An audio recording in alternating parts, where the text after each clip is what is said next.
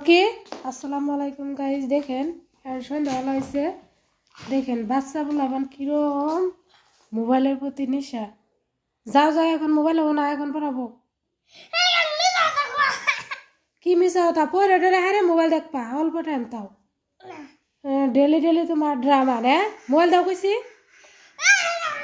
কান দিলে হবো না, ডেলি ডেলি কান দিলে হবো নি, দাও দাও, কান দিলে হবো না, মোবাইল দিয়ে নেবো।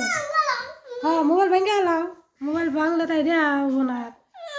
হ্যাঁ মোবাইল ভাঙ, তা মোবাইল দেওয়া রাখবো কিন্তু আজকে যতই কান্দ গা মোবাইল হাতে দেয় না, মোবাইল দিয়ে পড়াবো তারপর মোবাইল দেয়া যাও।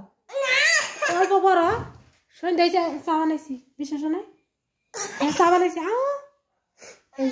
চা খা, ও তাহলে অল্প চা খাই পড়াবো, অল্প চা খাবা আর অল্প টাইম মোবাইল দেখবা না।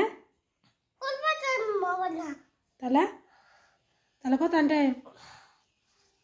হ্যাঁ অল্প টাইম কি কে পড়ার পর করলে হবে ভালো ভালো কে? চা খাবা, চা খাবা।